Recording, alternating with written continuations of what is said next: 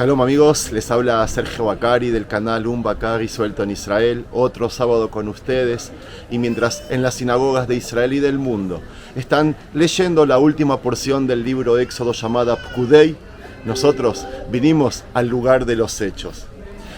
Estoy en la ciudad antigua Shiloh, que era la capital del reino de Israel y donde estuvo por primera vez el santuario, el tabernáculo, el Mishkan, una vez que entramos a la tierra prometida. Este es el lugar donde Josué y Joshua hizo el sorteo para dividir las tierras heredadas a todas las tribus de Israel. Y ahí vamos a empezar el paseo. ¿De qué habla la porción y por qué la hago aquí? Moshe terminó el recuento de todo el oro, la plata y el bronce que le había traído el pueblo y ordenó la confección, el levantamiento del Mishkan, del tabernáculo. Se le ordenó a Betzalel, a Ariab y a sus asistentes que confeccionen, que hagan las 8 prendas del sacerdocio. Y una vez que estaba todo concluido, se le trajo todo de vuelta a Moshe y él dio el ok, como que estaba ya todo listo. ¿Qué hizo él? Agarró aceite de unción, ungió el lugar, eligió a Aarón y a sus 4 hijos para ejercer el sacerdocio y se terminó la tarea. ¿Qué faltaba? Vino enseguida.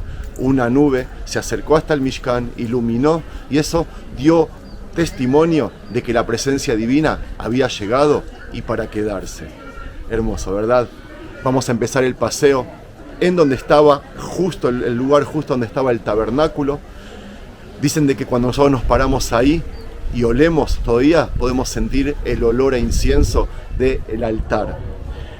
El paseo va a ser recorriendo piedras, la ciudad antigua. Imagínense nada más que todas las peregrinaciones de las 3 fiestas venían hasta aquí de toda la nación, desde Dan hasta Beersheba, y por eso es un lugar enorme, lleno de piedras, llenos de lugares donde la gente solía acá habitar durante las semanas de las fiestas. Así que vamos a ver mucha piedra, pero que si esas piedras hablaran, nos contarían una hermosa historia.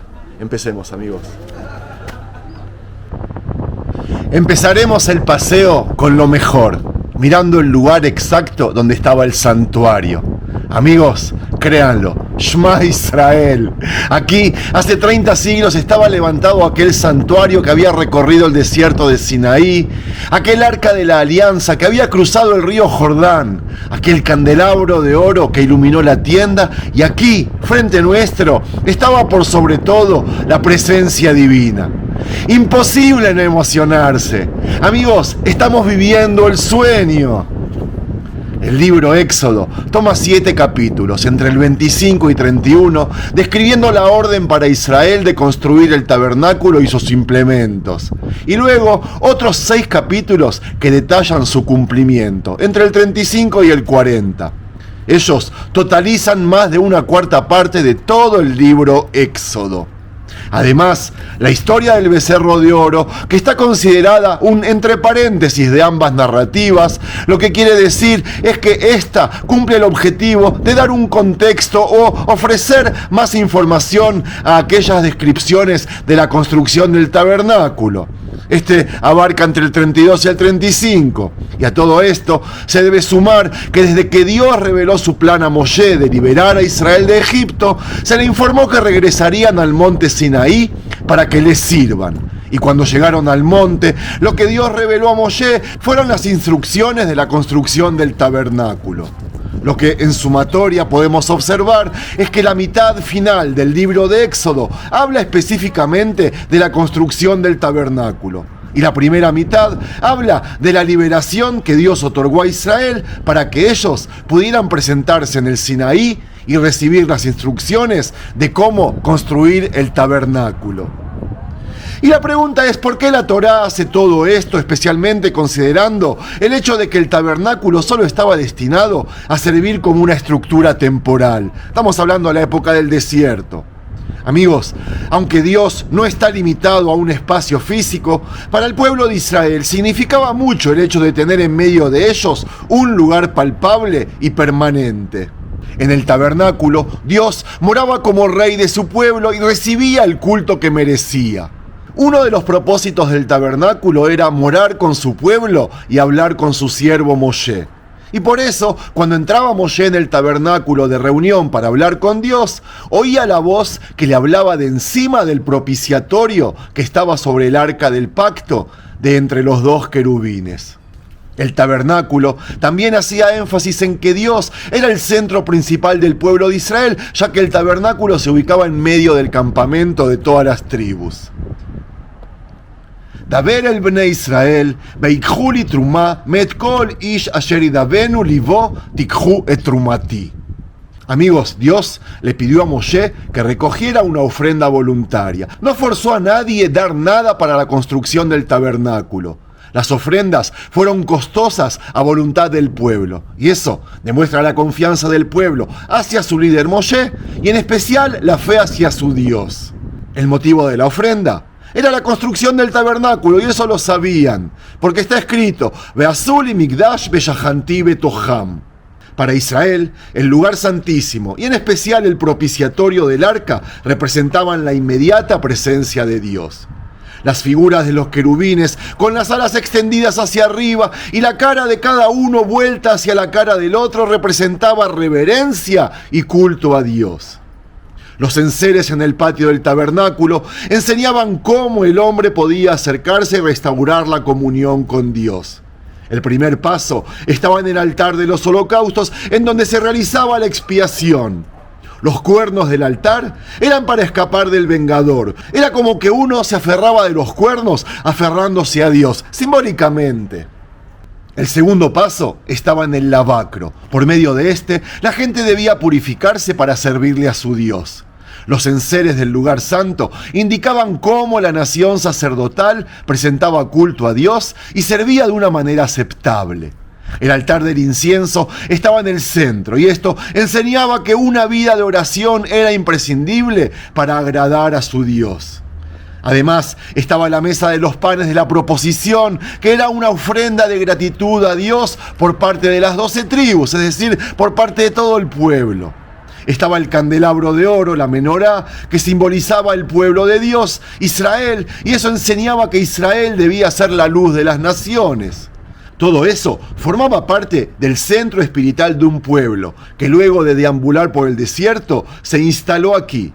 Aquí levantaron aquel santuario, y aquí se decidió que sería la capital cuando entraron a la tierra prometida. Amigos, déjenmelo decir otra vez. Este lugar que estamos recorriendo fue la primera capital física del pueblo de Israel, y aquí moró Dios casi 5 siglos. Una vez construido, solamente los redimidos podían ofrender culto a Dios, es decir, solo hombres de 20 años hacia arriba, pagando medio ciclo de plata. Esto no era una contribución voluntaria, sino un rescate de su persona. El dinero del rescate demostraba ciertas verdades. Primero, que todos los hombres por naturaleza son indignos de ser contados como pueblo de Dios y disfrutar sus bendiciones, ya que todos pecaron y estaban destituidos de la gloria de Dios. Segundo, que todos los hombres son iguales delante de Dios, ya que todos pagaban el mismo precio por el rescate. Eso mostraba que Dios no hacía acepción de personas. Delante de Él no hay rico ni pobre. Ni el rico dará más, ni el pobre dará menos de medio ciclo cuando den la ofrenda a Dios para hacer expiación por vuestras personas. Y tercero, demostraba que los creyentes eran comprados por precio y por tal motivo debían glorificar a Dios en su cuerpo y en su espíritu. El pueblo de Israel cumplió con las instrucciones que Dios le dio por medio de Moshe. Cuando se terminó la construcción del mismo, dice la Biblia que la gloria de Dios llenó aquel lugar, y la nube que los guiaba descansó sobre el tabernáculo. Tanto así que la gloria y la nube eran tan fuertes en aquel lugar. La gloria del tabernáculo no se encontraba en los materiales finos y delicados que se emplearon para su construcción, sino en la gloria de Dios dentro del mismo. Sin su gloria, todo lo demás estaría vacío. Ve'shahanti betoch bnei Israel, ve'aiti lahem le'elohim. Aunque Dios no habite en templos hechos de manos, Él buscaba en el tabernáculo tener un espacio físico con su pueblo. Él quiso acercarse más al hombre, y vaya que lo consiguió. Y para terminar, les voy a resumir el libro Éxodo que acabamos de estudiar. Quizás nos parezca insignificante entender qué significó el tabernáculo para Israel o conocer todo el proceso u orden que Dios consideró para poder ordenar y construir una fe de acuerdo a su voluntad hace más de 3000 años. Pero quiero recordar que la Torá, o al menos este libro Éxodo, ni siquiera fue para Israel de su tiempo. El libro de la Torá fue registrado para que las futuras generaciones aprendiéramos los caminos de Dios para andar por ellos. Y así aprender a conducir nuestras vidas en los mandamientos, estatutos y decretos que están en este libro de la Torá. Por lo tanto, estas historias deben enseñarnos principios de cómo Dios actúa en uno o constituye nuestra fe. Dios es siempre el mismo, Él no cambia ni cambiará, y por consiguiente, si llevó a Israel por ciertos procesos y pruebas para cambiar sus mentes y corazones, y en especial para pactar con ellos, significa que asimismo Dios trabaja hoy en día. Y con esto quiero decir que estas historias nos enseñan los procesos de Dios hacia sus hijos e hijas, hacia su creación. Y esto significa que debemos entender nuestra naturaleza humana a fin de controlarla. Que debemos entender el porqué de las cosas para saber cuáles eran los motivos de Dios, el razonamiento y así poder aplicar estas enseñanzas en las vidas actuales. Lindo, ¿verdad? Amigos, el paseo lo terminamos frente a un altar de piedras. Y como les dije al principio, oliendo aquel incienso que a pesar de que pasó 3000 años, aún está aquí presente. ¡Qué privilegio el nuestro! ¡Qué emoción! Shalom.